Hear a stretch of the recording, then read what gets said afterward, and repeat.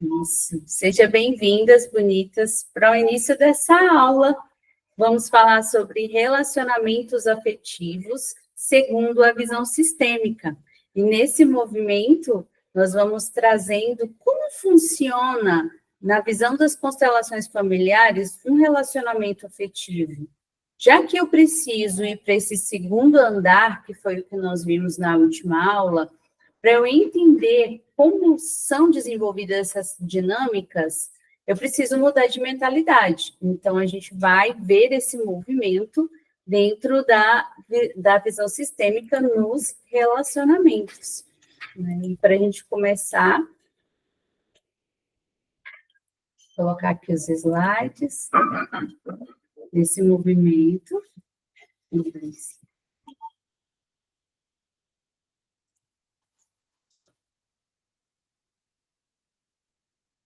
E por que relacionar é tão importante? Por que é tão importante estar se relacionando na visão sistêmica? Quando nós nos relacionamos, nós olhamos para a vida. Quando a pessoa está sem relacionamento, na realidade ela está caminhando para a morte.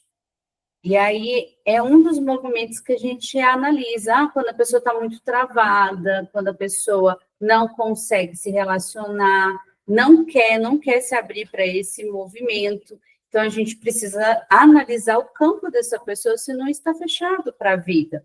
Né? E por que ele é tão importante? Né? Dentro de nós há um sentimento de incompletude, por não sermos perfeitos. Então, a gente percebe o quê? Que parece que falta algo em nós.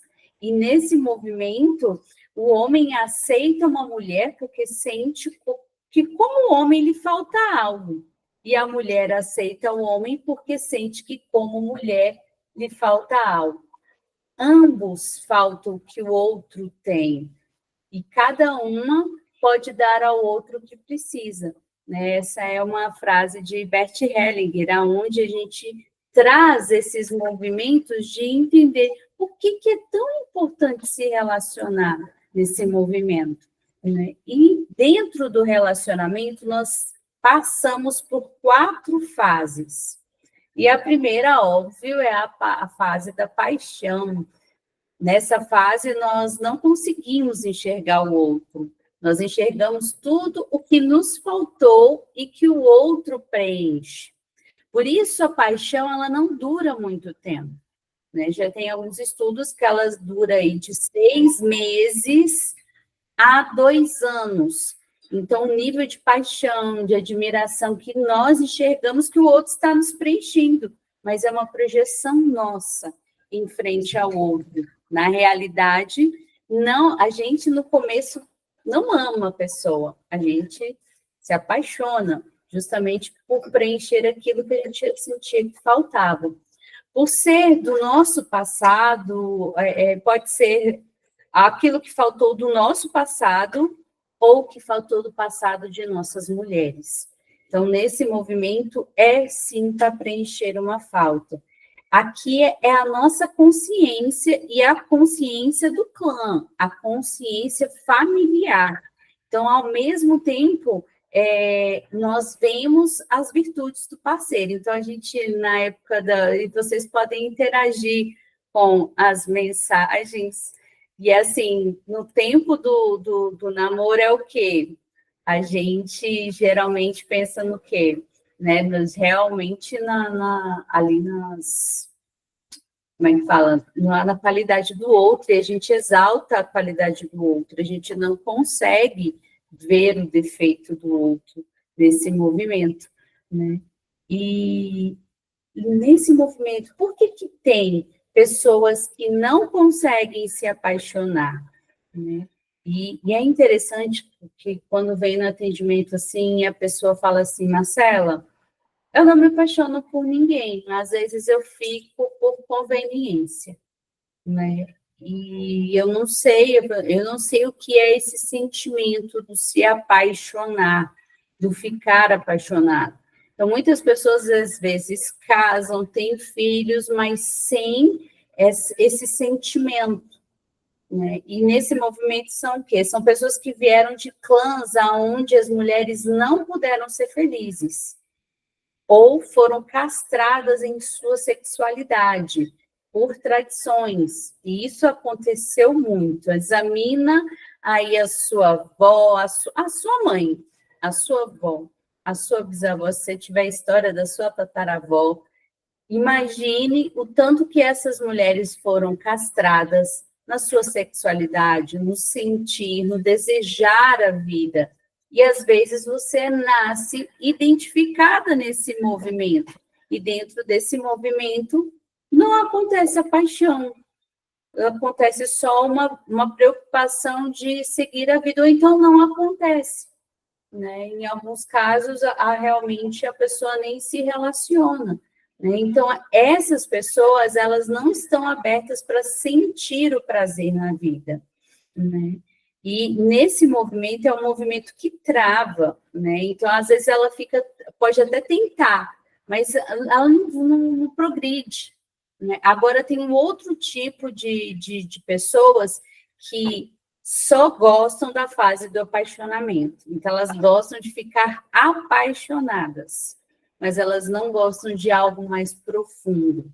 Elas gostam só da primeira fase, tanto que quando a paixão termina, elas já terminam o relacionamento. Isso já aconteceu com vocês? Né, de realmente trazer assim, ou vocês já viram alguém assim, né, que só gosta da fase ali do apaixonar, né, dos primeiros encontros, e depois, logo que a paixão acaba, já termina, a pessoa não serve. Essa pessoa ela não consegue criar vínculos, né?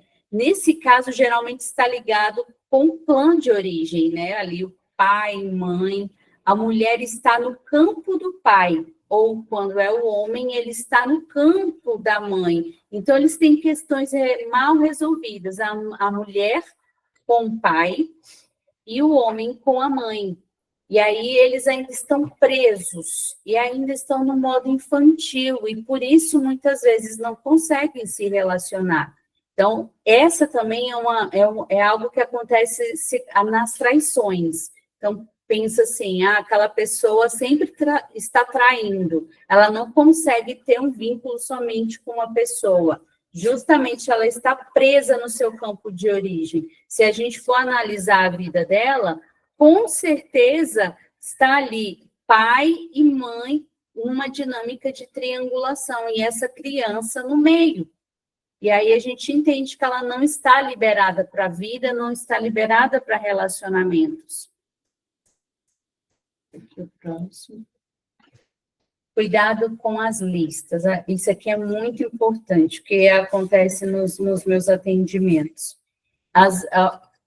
Para as pessoas estarem acompanhando muitas, vamos dizer assim, muitos influenciadores, e alguns falam, quem não sabe o que quer, qualquer caminho serve. Mas, se você fizer uma lista, você vai estar direcionando para o que você quer. Eu acho que a lista, ela ajuda, sim, você olhar para o que você deseja dentro de um relacionamento. Mas o que você deseja sentir, e não o que você deseja... Tchau. E você não deseja como pessoa. Porque, às vezes, as pessoas colocam listas ali nesse movimento, que são listas que, posso dizer, elas... são para pessoas perfeitas, né? Teve um atendimento que eu tive, quando ela começou a ler a lista, falei, não, você está procurando um príncipe encantado, esse homem não existe, né? Então, nessa fase do apaixonar, a gente fica também travado e não querendo relacionar. A pessoa tem isso, e isso é uma indisponibilidade para relacionamento também. Por exemplo, a pessoa começou a mostrar os defeitos, porque nós não tem como. Ali, até os 3 meses, nós começamos a mostrar as nossas sombras, né? Então, por que ultimamente os relacionamentos estão durando 3 meses? Porque vem a sombra. E quando vem a sombra da outra pessoa, ou a nossa sombra mesmo, se finda, as pessoas não estão conseguindo ter vínculos, né? Mas e o que acontece quando eu vejo o defeito? Geralmente sai correndo, não, vou correr dessa pessoa. Só que você acaba anulando tudo de positivo que ela teve, né? Oh, que bom, Cláudia, você é de vínculos. Sim, vínculos são muito importantes. E hoje, nesse movimento fluido, as relações não estão acontecendo, né? Está ficando somente no raso, as pessoas estão muito traumatizadas. Eu vejo que muitas ou não querem se relacionar, ou elas ficam somente nessa de 3 meses e não passa mais disso, né? E aí essas listas, elas podem ser uma boa para entender o que se deseja no relacionamento, mas procurar uma pessoa exatamente como aquela lista é você não querer fazer o seu processo de amadurecimento, porque quando eu vejo o defeito do outro, é que começa o meu processo de amadurecimento. Porque se eu quero a pessoa que não me traga desconforto nenhum, que seja tudo maravilhoso, eu estou na postura infantil. Nós só amadurecemos em frente às frustrações da vida. E se a gente continua nesse processo de que eu quero um relacionamento, por exemplo, leve. Eu quero um relacionamento leve e fluido. O que é um relacionamento leve e fluido?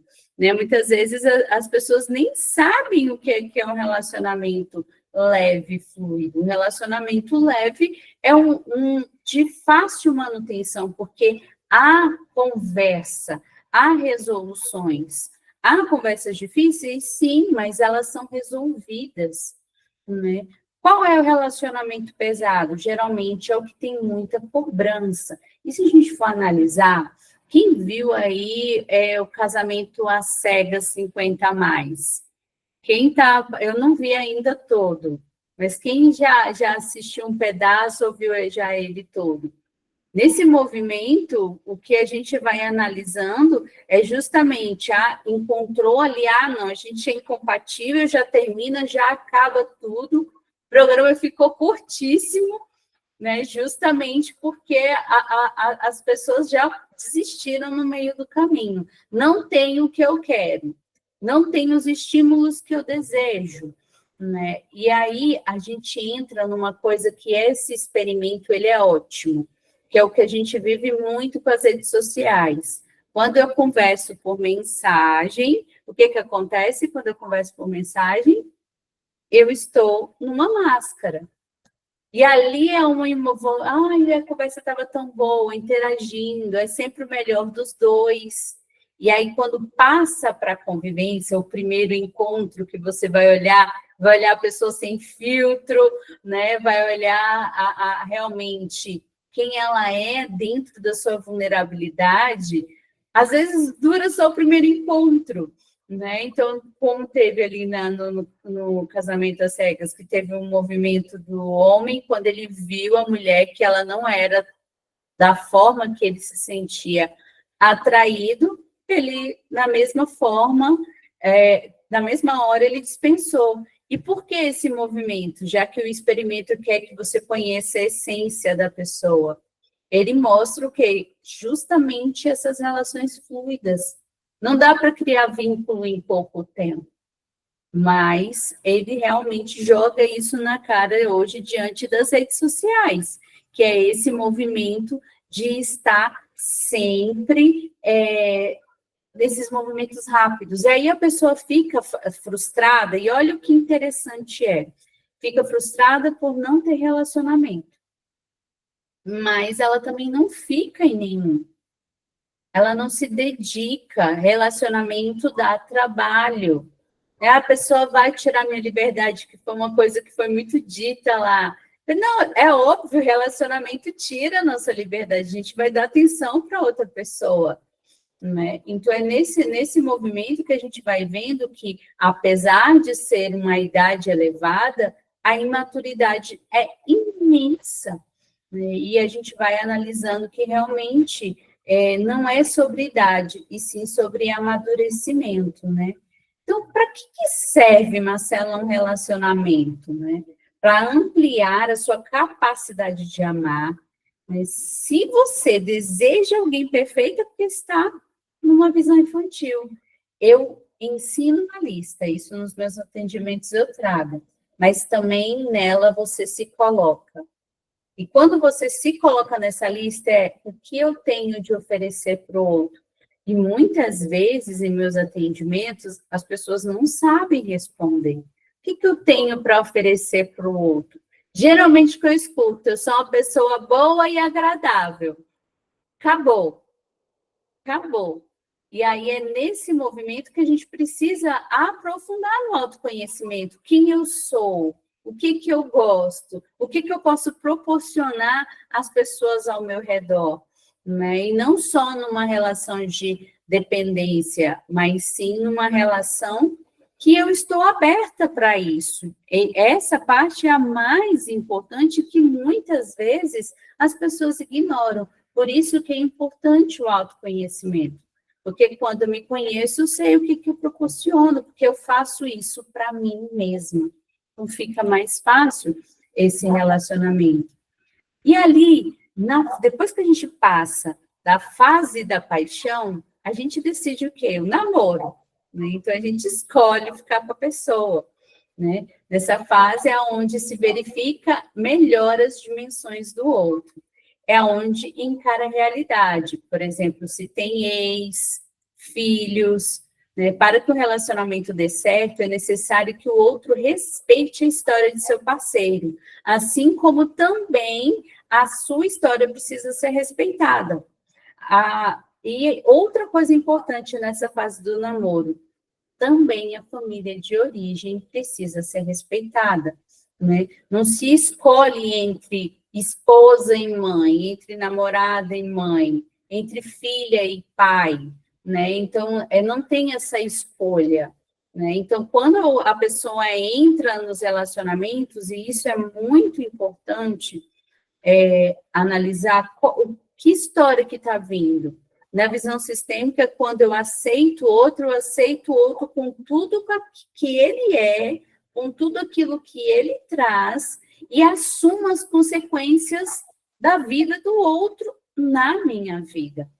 Então, e muitas vezes as pessoas não querem assumir esse lado, né? Só querem a parte conveniente. Isso, nossa, na terapia de casal dá um trabalho, né? Primeiro pela falta de comunicação, e pelas feridas que ainda não foram resolvidas e que acabam sendo projetadas no outro, né?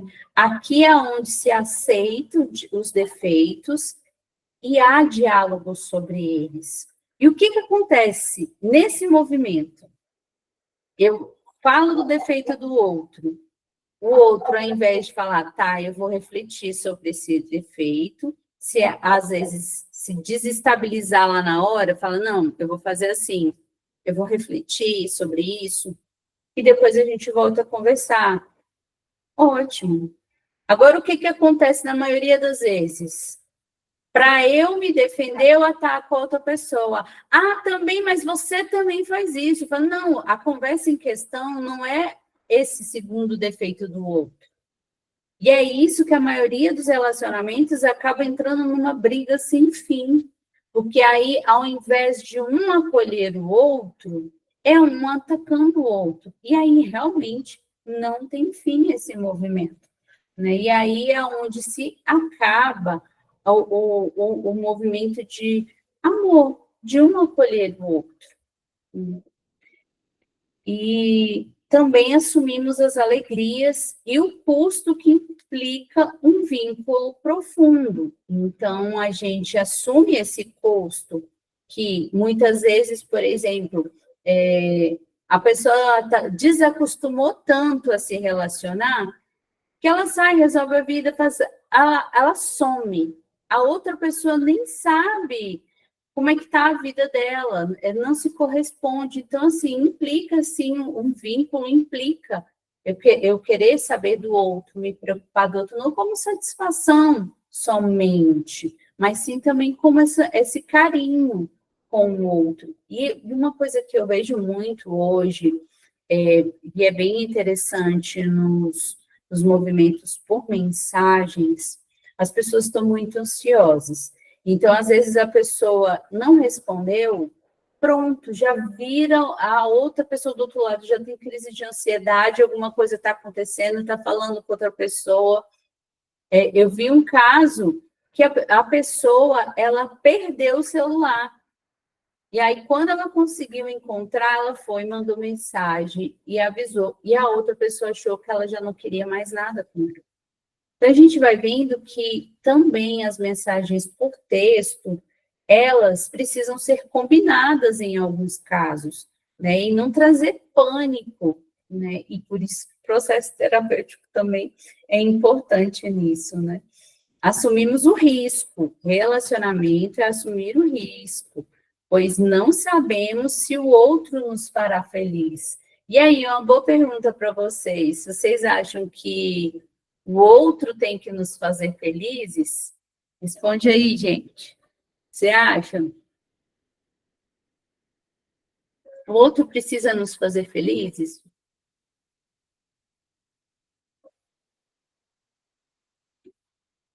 Tem que exigir um diálogo, certo? É isso mesmo, tem que exigir um diálogo. E o outro precisa? Não, não precisa. Exato, é esse ponto. O outro não precisa fazer feliz, ele precisa me fazer transbordar, porque feliz eu já sou. Quando a gente entra nesse que o outro tem que me fazer feliz, eu entro numa relação tóxica. Isso, não, hoje eu penso que eu tenho que ser feliz. Isso. Feliz eu já estou, ótimo, é para melhorar, né, nesse movimento. Antes eu achava que sim, mas com você eu aprendi que não. Olha que lindo. E é esse movimento mesmo, do eu compreendo que eu preciso me fazer feliz. Eu preciso alegrar o meu dia, eu preciso cuidar de mim. Eu não delego isso para ninguém, isso é uma responsabilidade minha como adulta.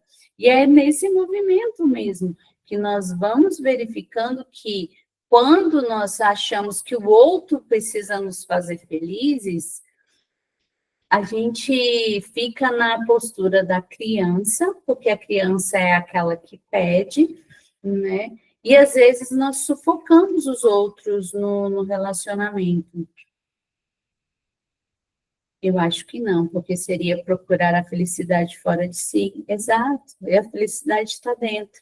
Óbvio que o outro pode contribuir para aumentar, mas não para ter que fazer. Né? E aí é nesse intuito que a gente vê as nossas feridas, né? E aí, olha que interessante. Por mais que Bert Hellinger tenha falado como se inicia um relacionamento, né? Aquela coisa do homem precisa da mulher porque algo lhe falta, a mulher precisa do homem porque algo lhe falta, né? Aquela primeira menção. Dar ao outro o poder de lhe fazer feliz é muito pesado. Por isso, o processo terapêutico é tão necessário, curar as feridas da criança, para que você mesma se dê aquilo que não recebeu na infância. Quanto menos precisamos que o outro nos faça felizes, mais somos felizes com ele. Se você não cobra, você ganha, porque tudo é acréscimo. Ninguém está devendo, né? Então, tudo é acréscimo. E essa é a parte mais bonita de você realmente olhar para o relacionamento, de entender que eu só ganho, eu não perco nada. Né? E o que acontece na maioria das vezes nos relacionamentos tóxicos? Né? É sempre um que dá e o outro recebe. Todo relacionamento abusivo, se você for analisar, não há trocas. E o que nós trazemos na visão sistêmica é sempre a troca com troco. Então, você dá e dá um pouquinho a mais, aí o outro se sente devedor e retribui com um pouquinho a mais, e nesse movimento vai tendo-se um equilíbrio. Agora, quando um dá e o outro só recebe, o outro fica grande, eles não conseguem mais se olhar. Então, há esse movimento do transbordar. Eu acho que isso é para todos os vínculos, como filhos, netos, mães. Nas dinâmicas de mães e filhos, as mães e os pais, eles dão e os filhos recebem. Esse é o movimento saudável. Porque quanto mais eu dou, mais eu projeto a pessoa para ir para a vida. Ela está cheia de si, ela está tão transbordante que ela precisa distribuir esse amor que ela recebeu. E geralmente esse amor que ela recebeu é para os filhos dela. Né? Então, nas dinâmicas de pais e filhos, é assim: os pais dão e os filhos recebem. Quando se inverte essa dinâmica, aí a gente já vê um problema no campo. Essa mãe, esse pai se tornou filho e o filho se tornou pai ou mãe dessa mãe ou desse pai. E nesse movimento eles assumiram o lugar dos avós. Por isso que a gente faz essa reconfiguração de sistema dentro das constelações. Mas o que é mais importante de olhar nessa questão das constelações? A gente reconfigura o sistema, mas a ação da mudança faz parte da pessoa que viu tudo na constelação. Porque às vezes as pessoas colocam a constelação como algo mágico, e não é mágico. Na realidade, eu só estou vendo as minhas dinâmicas e com o que eu vejo, eu faço algo diferente. E aí há o desconforto de ir para a próxima fase desse movimento, né? E aí a gente chega na fase do compromisso. Me apaixonei, eu namorei, já conheço os defeitos, já sei quem é a pessoa, já aceitei a vida dela, aceitei para quem já foi casado, aceitei a ex, os filhos, né? E olha que interessante, tem um movimento que, por exemplo, às vezes acontece de uma pessoa que não tem filhos se relacionar com quem tem filhos. Nessa dinâmica, é uma dinâmica que a pessoa que não tem filhos vai precisar ser muito, mas muito madura. Porque essa pessoa ela não é 100% livre. Tem filhos e tem a história com ex. E nesse movimento, o que acontece? É necessário entender que no momento que essa pessoa estiver com o filho, ali interagindo com a ex, que faz parte dos movimentos que a gente ensina, quando não são padrões tóxicos abusivos, é de se conviver bem com os ex, porque um pedaço do seu filho ou da sua filha é do ex. Então, é interessante, tirando óbvios casos abusivos, né, tóxicos, é interessante estar tudo bem, estar em paz. Então, essa pessoa, ela vai ter menos tempo com o cônjuge. E aí, nesse movimento, o que acontece? Eu preciso me nutrir mais. E é isso que eu trago para quem está sem filhos e que se relaciona com quem tem filhos.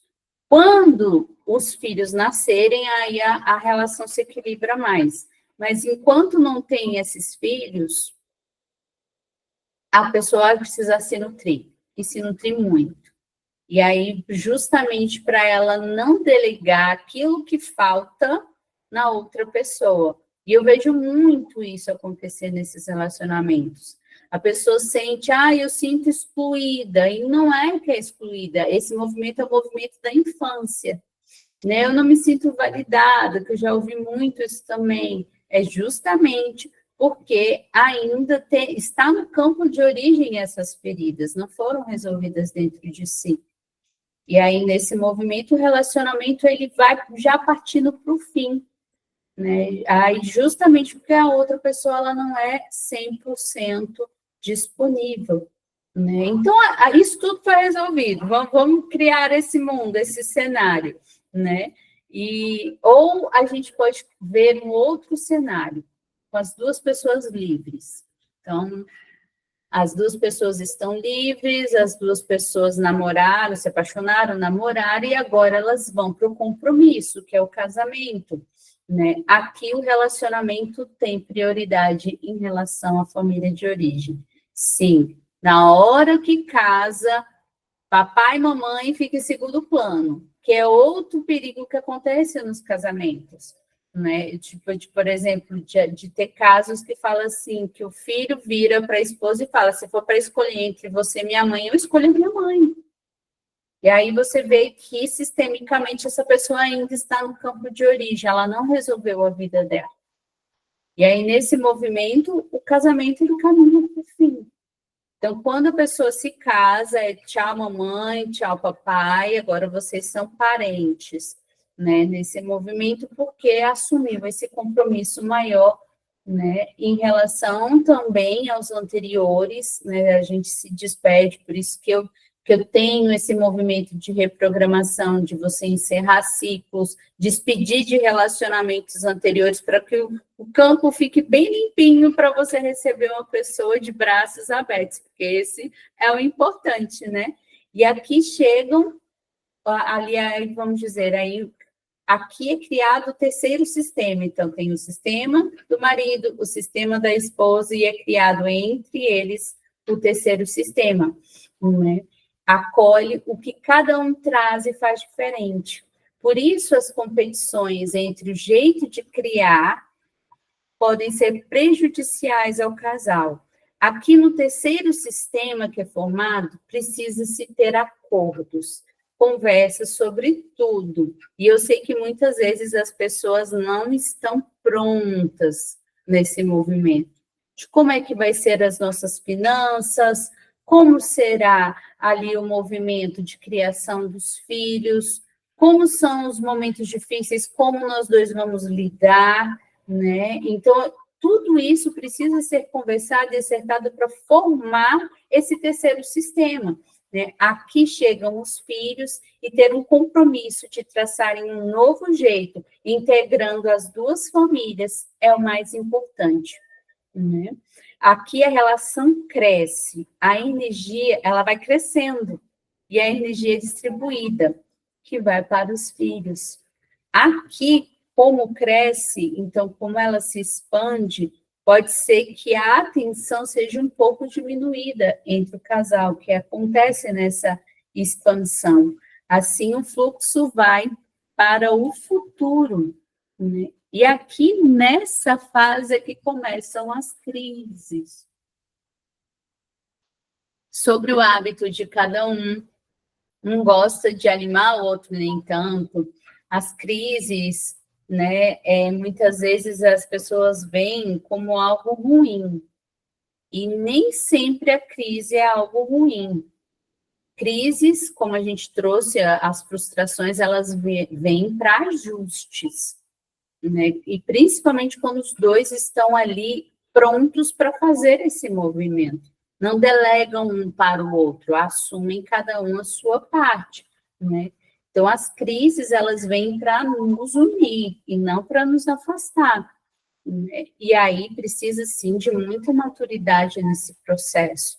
É aqui que há o convite de olhar e perguntar: aonde está o amor? Geralmente, nas crises, a primeira coisa que as pessoas falam é o quê? Vou separar. Vamos terminar, não está dando certo, né? E aí, aonde está o amor? Qual é o pedido de amor que está escondido atrás da minha queixa?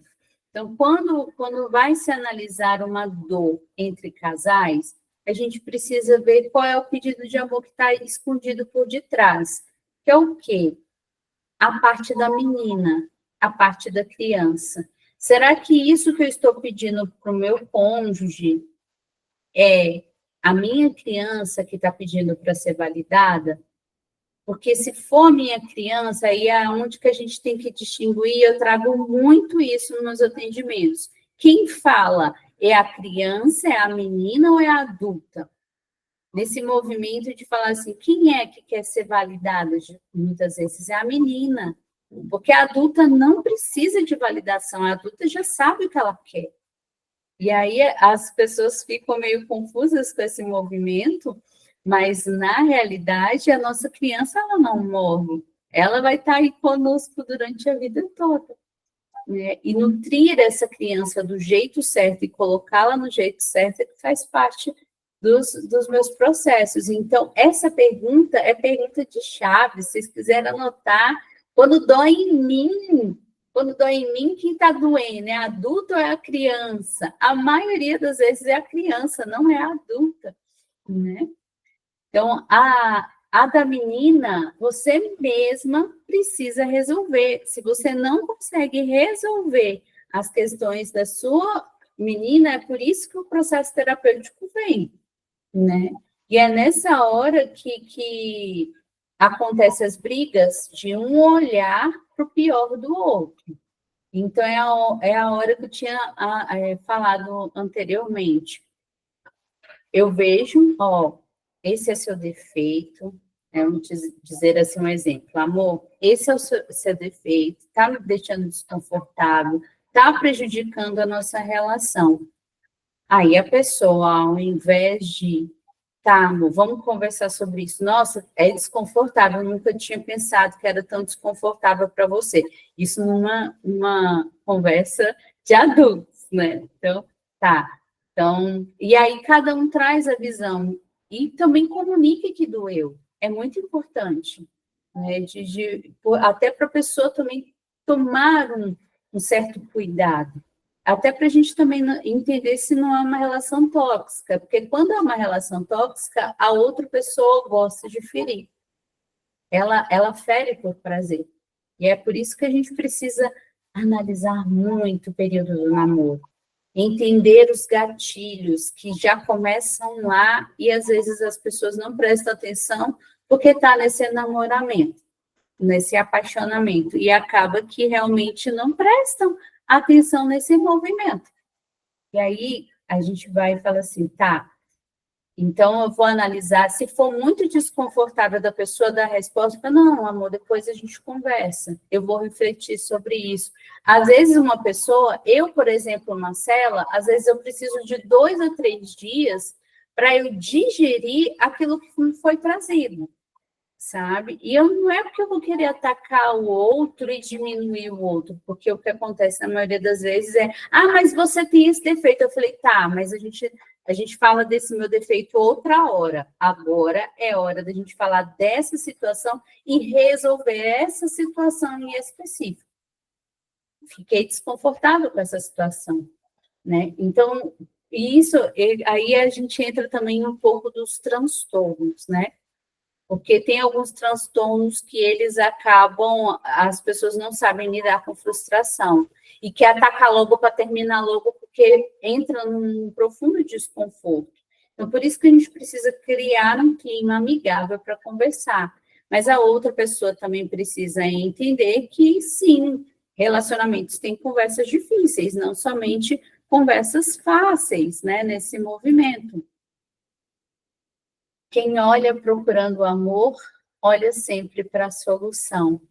Então, toda vez que tiver uma discussão, que tiver uma crise, mas que você conseguir olhar para o sentimento, olhar e o amor não é só um sentimento, também é uma decisão, assim como a gratidão. A gratidão, ela é um sentimento de movimento, eu decido ser grata e eu decido amar, né? Então, quem olha procurando o amor ao invés de realmente apontar erros, sempre vai olhar a solução. Não, vamos sentar aqui, vamos achar a solução para isso, para a gente criar o nosso caminho do meio, aquilo que é confortável para mim e para você, né? Então, e esse realmente é também um dos problemas dos casais.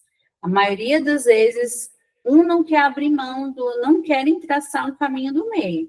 É somente, tem que ser do meu jeito. Aí as pessoas se colocam em posturas infantis, né? E aí é realmente de entender esses movimentos. E nessa fase do compromisso também entram, aqui é uma parte importante, gente, presta realmente atenção. Depois ali de uns 2 anos de casados, que realmente a paixão, ela termina, os hormônios se estabilizam, né? Que é aquele que a gente fica encantada, aquela coisa do sentir muita saudade, aquela coisa do frio da barriga, né? Então, de ter todo esse movimento que acaba, né? Então, entra numa fase mais, entre aspas, de tédio, mais tranquilinha. Só que aqui também, sistemicamente, entram as questões que ainda não foram resolvidas. Tudo que você não resolveu na sua infância vem à tona. Tudo que o seu parceiro não resolveu vem à tona. E a maioria das vezes as brigas não são ali da relação, são das feridas não resolvidas, da dinâmica entre masculino e feminino que a gente hoje aborda tanto, né, do que é o papel do masculino, que é a ação, o fazer, o agir, e o do feminino, que é de nutrir, de acolher, né, que hoje estão bem diferenciadas, né, e as pessoas se sentem até perdidas nesse movimento do masculino e feminino, porque também colocaram algo muito raso. E tanto masculino como feminino que habitam em nós é algo profundo, e não tão raso como as pessoas divulgam por aí nesse movimento. Tanto que o meu trabalho com o feminino, ele é não somente de mudar os meus hábitos, né? A primeira fase é mudar os meus hábitos.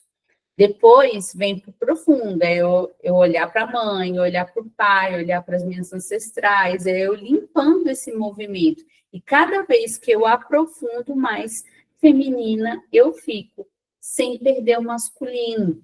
Porque uma mulher muito feminina, ela acaba indo para a postura infantil, né? Então, é de estar em equilíbrio com as duas energias, né? E isso é algo muito importante. Tem, sim, como a mulher ser forte e também ser doce, né? Então, é esse movimento que, às vezes, as mídias não mostram. E por isso que as pessoas acham que é meio que balela essa questão do feminino, do masculino, e não, faz muito sentido quando a pessoa aprofunda nesse estudo, né?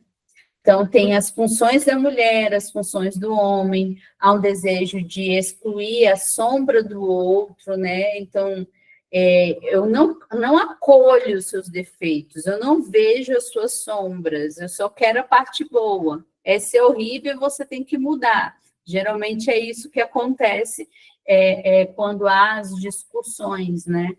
E às vezes as pessoas não acolhem a própria sombra, que é uma coisa que eu também ensino nos movimentos. E é doloroso no processo terapêutico eu descobrir minhas sombras, nossa, demais, demais. Eu já tive processos terapêuticos que, ao mostrar a sombra para a pessoa parou o processo, porque na mente dela ela era um alecrim dourado, não tinha defeitos, né? E aí, justamente quando vai, não, eu tenho que acolher a minha sombra, justamente porque eu acolhendo as minhas sombras, eu também acolho a sombra do outro, né? Então, não há a dinâmica de anulação, eu acolho tudo que essa pessoa é, né? Que é essas dinâmicas de anular o outro, aquilo que eu acho que o outro deve mudar, os defeitos do outro, é uma manipulação velada, né? Onde eu diminuo a pessoa. E se for para pensar em movimentos ali tóxicos, isso é ali, é como se fosse um castigo mesmo, é apontado o tempo inteiro os defeitos da pessoa, e isso é extremamente nocivo, né? Quem é a pessoa que você quer realmente ferir quando não aceita o parceiro como ele é? O que vocês acham, gente? Botem aí. Quem eu quero realmente ferir, né? Quando eu não aceito os defeitos do meu cônjuge, ou ele não aceita o meu. É uma vingança velada. É uma vingança da menina em relação ao pai e do menino em relação à mãe. É só a gente analisar o sistema. E nesse movimento é o quê? E aí o campo mostra isso, que há o sentimento que a filha, ela sente raiva do pai. Algo o pai fez. E aí ela acaba projetando isso no marido. E também, da mesma forma, o marido com a esposa. Então, há essa vingança velada. E por isso, a partir do momento que eu vou e entro ao encontro e falo assim, não, eu tomo meu pai, eu tomo minha mãe, eles estão em mim, eu sinto eles não me devem mais nada, a vida fica mais fácil para aceitar as sombras do outro, porque fica mais leve, já não é a criança que está exigindo, né? É o adulto que vê todo esse movimento, né? E como é o eu em nós que deseja se vingar, né? Então, de realmente, essa frase também, essa pergunta, ela também é muito importante, né? Qual é, assim, o desejo de vingança numa crise, numa discussão, né? Então, não é o sentar e conversar, né? Então, que tira... E assim, o que acontece quando você entra nesse movimento de desejar a vingança, né? É onde tira a liberdade e a necessidade de sonhar. E o que a gente vê com casamentos muito longos que acontecem nos meus atendimentos, né? A pessoa, ela foi tão invalidada durante todo o casamento que ela entra em depressão. Ela realmente não está mais se sentindo viva. E entrar em estado depressivo é entrar realmente na anulação do sonhar. A pessoa já não sonha mais.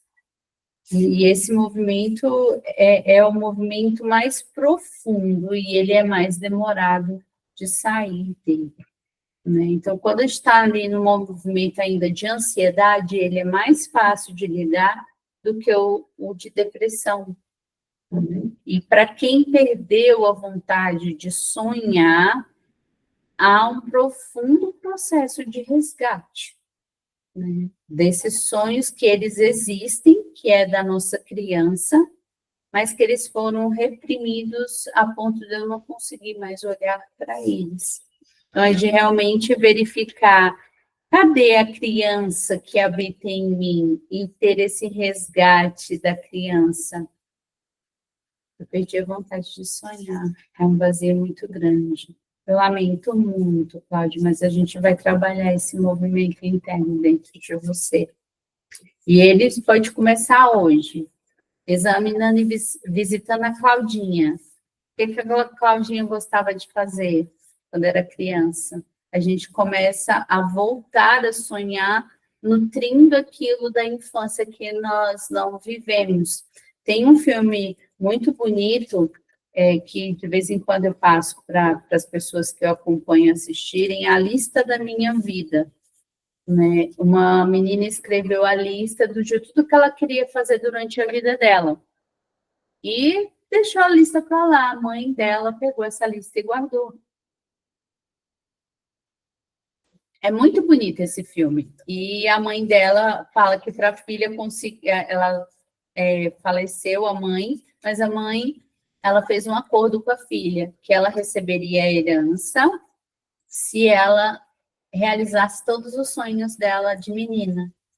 E ela foi realizando, né? E aí, nesse movimento, ela foi se nutrindo. E aí, isso é importante, eu olhar para a minha criança. O que ela se divertia, do que ela gostava de fazer, né? E realmente libertar. Nós que viemos muitas vezes de relações com pais muito autoritários, né, onde a gente não pôde deixar, eu coloco agora, eu me incluo, não pôde deixar essa criança vir à tona, é um trabalho um pouquinho mais lento. Por quê? Porque quando a gente estava se exibindo como criança, sendo feliz, o que a gente ouvia? Para com isso. Isso é besteira. Né? Você tem que fazer isso. Você tem que desenvolver isso. Então, a nossa mente fica rígida. E aí também tem um medo de fazer, é besteira. Mas foi besteira porque foi criada uma crença dentro de nós que brincar é besteira, que se divertir é besteira, que tem que fazer as obrigações, que tem que fazer isso, que tem que fazer isso. Tudo bem. Nossos pais também foram criados assim ou de uma forma até pior. Né? Mas é de realmente fazer esse resgate dessa menina que muitas vezes ela foi anulada, na infância ainda. E aí é de trazer ela à tona e cuidar dela, e é um dos processos mais bonitos, assim, de ver. Eu já tenho casos de alta e ver a pessoa livre, leve, sendo menina e não se importando, porque ela cuida dessa menina, ela não deve nada para ninguém. Então, é justamente desse movimento de cuidar dessa criança que ainda existe dentro de você, né? E quando a gente quer, olha que interessante, quando a gente exige do outro e que o outro tem que ser do nosso jeito, né? E a gente não aceita o jeito do outro, agora colocando nós, somente nós e não o outro, né? Quando a gente vai para cima, Marcela, como é que é essa questão da formação do né? Então, a gente traz que tem a criança, a adulta, as defesas dessas duas, tem a nossa parte mais elevada, que alguns chamam de eu superior, tem a parte menor, que é ali do eu inferior, que em uma das aulas que eu trouxe para vocês, elas mostram todo esse aspecto do quem sou eu, né? E nesse movimento, há também uma parte nossa adulta tirana. E às vezes a gente esquece que tem, ou a gente nem sabia que tinha essa parte. Então, tem um eu inferior tirano. Há uma tirana dentro de nós, na nossa forma mais madura. Então, às vezes, com críticas, com tem que fazer assim, tem que ser desse jeito, né? Então, tem a tirana infantil, que é aquela nossa criança mais egoísta, que é realmente aquele movimento do eu quero, é meu, né? E tem a da tirana madura, que ela é mais forte, mais crescida, né? E com uma intencionalidade negativa, né? Que é com o intuito de ferir a outra pessoa. E essa intencionalidade acontece quando nós não estamos no nosso lugar de filhas, né? Aí a gente vê saindo desse movimento. Quando a gente começa a se observar, o que é muito interessante de ver nesses movimentos? Eu começo a prestar atenção no meu jeito de ser, no meu jeito de pensar, no meu jeito de agir, e eu vou entendendo aquilo que precisa ser alinhado dentro de mim, né? E nesse movimento eu vou entendendo se eu estou no meu lugar de filha ou não. Porque quando nós não estamos no nosso lugar de filha, a gente não está no nosso lugar direito. No trabalho, nós não estamos nos relacionamentos, nós não estamos nas amizades. Então, a gente está fora de todos os lugares quando a gente não está ali no nosso lugar de filha. Lembro nítido na minha memória que eu destruía todas as bonecas, queria ganhar, mas cortava o cabelo de todas. E aí havia esse movimento da castração, né, Claudinha? Da castração. E há um movimento de quem você queria oprimir, cortando o cabelo delas, né? Isso é interessante para a sessão. Aqui entra o ódio por não receber aquilo que não teve na infância e que se projeta no cônjuge. Então, eu exijo do cônjuge aquilo que eu não tive na minha infância e que ele tem que aceitar do jeito que eu sou, tem que aceitar os meus movimentos. E aí, quando há as imposições, nos distanciamos uns dos outros. E por isso que é importante no movimento e que as constelações trazem tão belamente, né, de realmente equilibrar, ter a noção do equilíbrio de troca. E quando eu entendo o equilíbrio de troca, os meus relacionamentos ficam mais fáceis. O saber se retirar, o saber silenciar, o saber se recolher para se nutrir, que às vezes isso já é muito...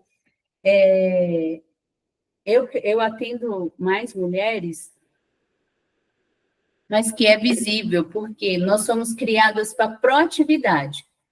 Então, nós somos criadas para... Você tem que fazer, você tem que pensar antes para servir o outro. E o que acontece nesse movimento? Muitas vezes nós não permitimos ser cuidadas. E nesse movimento de não ser cuidada, eu cuido demais do outro e não cuido de mim. E quando eu sinto que não, eu estou dando demais, então é só dar um passo para trás. Não, eu vou tirar esse tempo que eu estou dando a mais, que a gente não está tendo troca, peraí, eu vou me cuidar, eu vou ler um livro, eu vou fazer uma massagem, eu vou caminhar no parque, vou sair com as minhas amigas, vou fazer um movimento de retração, porque o equilíbrio não está justo. Não está dando mais. E isso pode acontecer. Nós somos falhos. Então, mas é entender que esse movimento está diferente, então é de realmente dizer, não, peraí, então eu vou me recuar e me cuidar mais. E aí há um equilíbrio. E quando há o equilíbrio, o relacionamento continua, ele acontece, né? Então, também é necessário assumir essa nossa tirania, que muitas vezes a gente não assume que tem esse lado tirano, que a gente quer do nosso jeito, né? Então, só assim podemos adultecer, crescer de verdade. Eu devolvo a dor para quem me feriu, quem, pai, mãe, ex, e tenho a capacidade de transcender. Então, é nesse momento que a gente transcende. Então, a gente precisa, sim, olhar para as nossas sombras, e eu sei que muitas vezes é difícil olhar para as nossas sombras. E aí a gente entra para a quarta fase de um relacionamento, que é o amor à segunda vista. Amamos o outro do jeito que ele é. Deixamos os nossos pais em paz.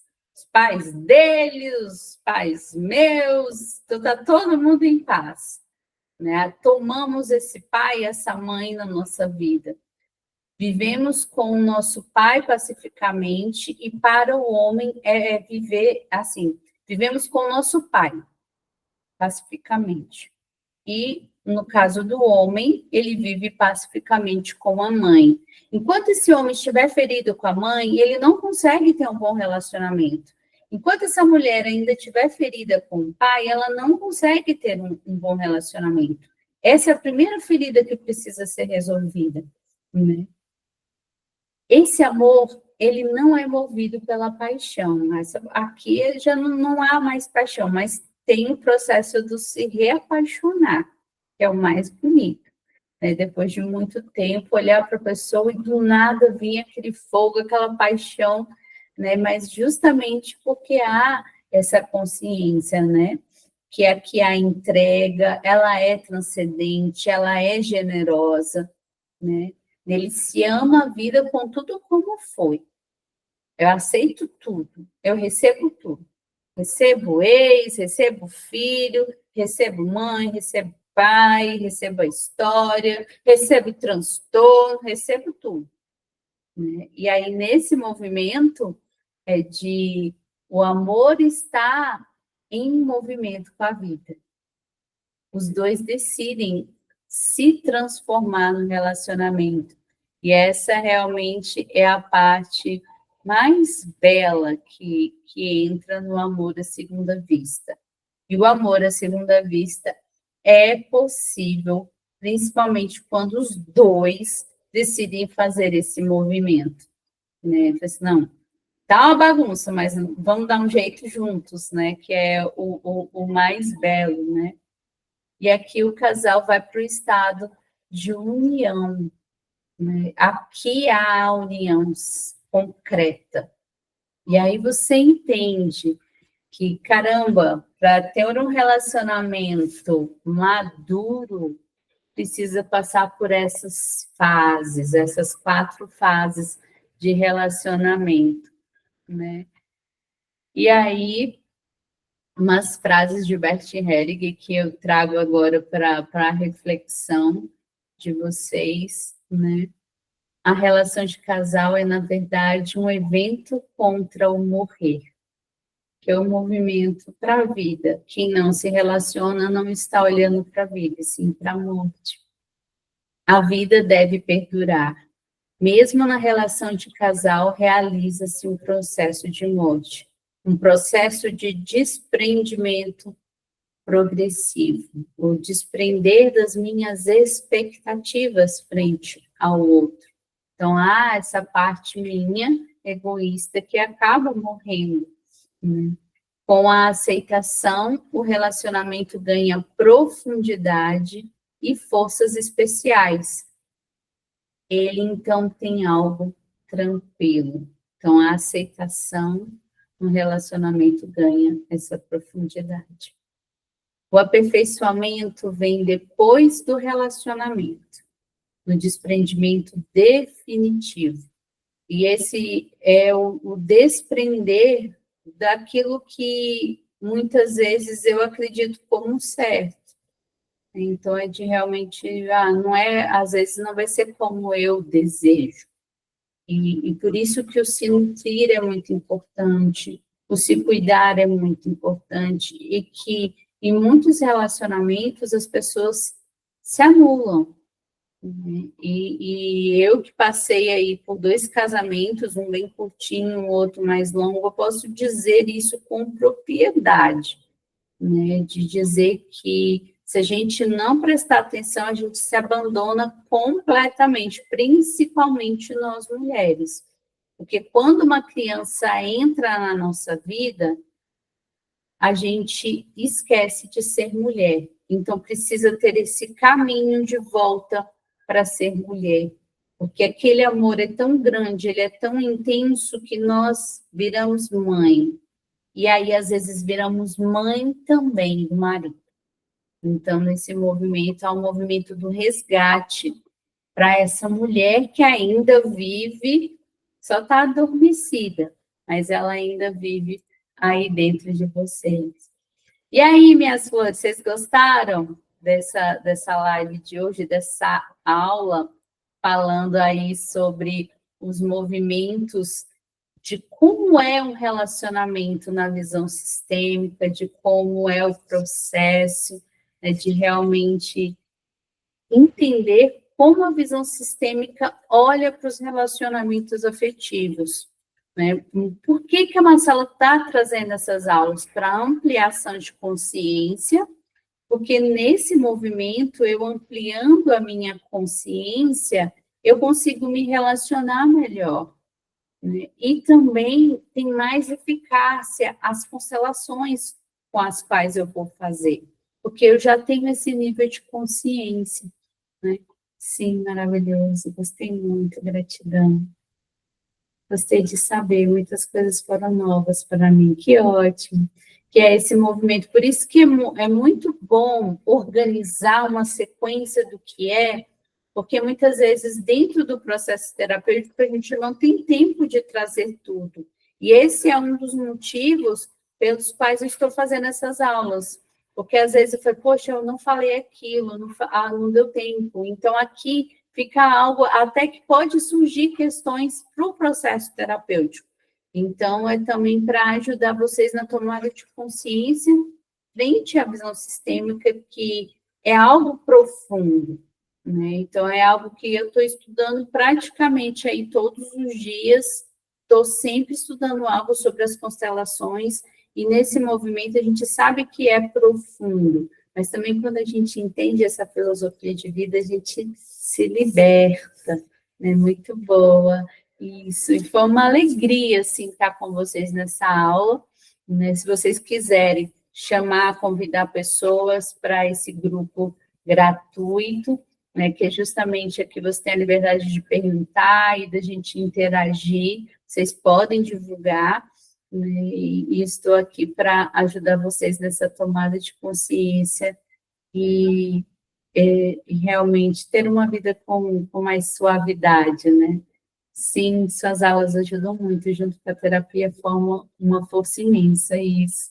E esse é realmente o intuito, para que acelerem o processo de vocês nessa tomada de consciência. Tá bom, minhas flores?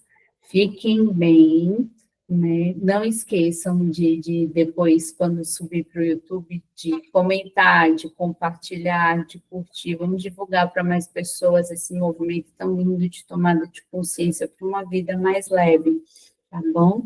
E eu me despeço de vocês, que vocês tenham um bom descanso nesse movimento e que vocês consigam crescer cada vez mais.